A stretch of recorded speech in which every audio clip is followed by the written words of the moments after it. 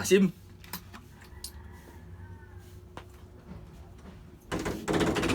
Papi, may bisita ka. Gandang gabi po. Kaka-order lang natin ng mineral. Ba't umorder ka na naman?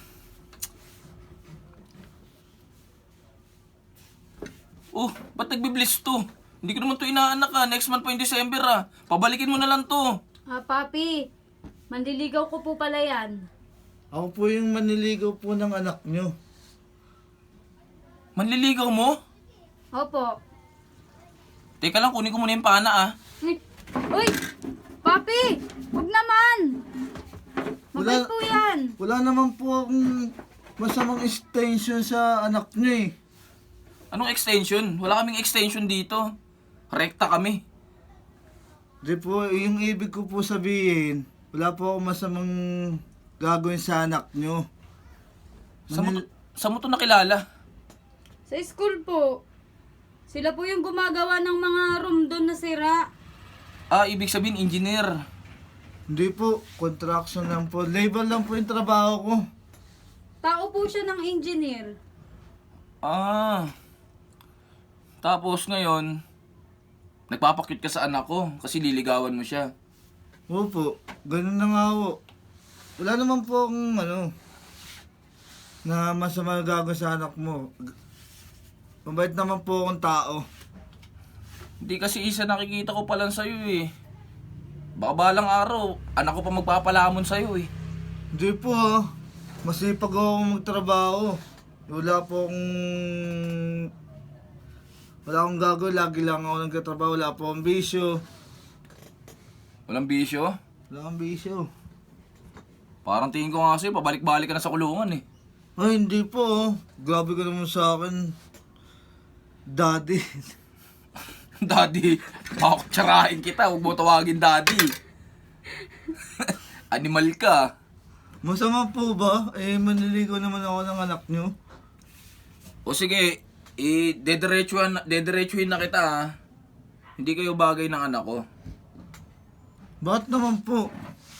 Kasi college degree yan eh. Tapos liligawan mo. Anong sasabihin ng mga classmate niya sa kanya pag ikaw yung naging boyfriend niya? At least, ano naman yung gagawin ko? Gagawin ko lahat para magtiwala ka sa akin. Hindi ako hingi sa'yo yung tulong. Paano tiwala? Itsura mo pa lang wala nang katiwa-tiwala. Kahit ganito ako, ibibigay ko lahat ng gusto ng anak nyo. Kasi tignan mo yung mga kasama niya nakaraan, yung classmate niya. Pumunta sila dito sa bahay. Nag-picnic sila. Yung mga kasama ng boyfriend ng classmate niya, seaman, tapos architect. Tapos ngayon, Contraction lang trabaho ko. ayun na nga eh. Hindi ka pwedeng bumagay sa anak ko. Tapos kunwari, mag-holding hands kayong dalawa, tignan mo yung kamay mo, ugat-ugat to, parang puno. Tignan mo yung kamay ng anak ko. Makinis. Kahit naugat-ugat yung kamay ko, marangal na ibibigay ko sa anak yung pagkakain ko sa kanya. Tsaka parang tingin ko sa'yo, hindi ka naliligo, ang lansa mo. Ay, Baho mo. nililigo po ako.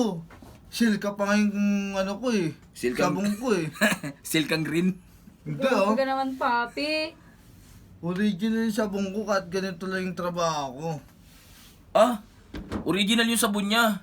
Ibig sabihin 925, silver. Hindi! Gold yun eh. Di mo ba alam gold yung sabong ko? Hindi na uubos. Pasensya ka na.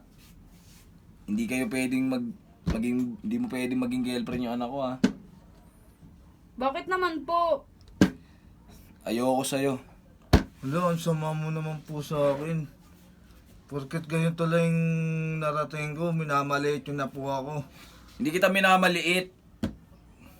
Bagay lang kasi sa'yo yung mga kaladkarin na babae, mga panganto-kanto lang. Ba't kung ganun magsalita sa akin? Kung hindi ka nanlalaitan sa ng mamaliit. Sinasabi ko lang sa'yo yung totoo. Yung totoo na sinasabi mo, hindi yung totoo kasi hindi naman ako ganun.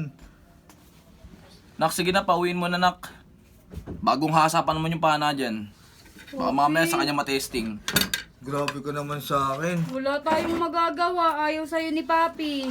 Sige, dito na ako. Dito na po ako.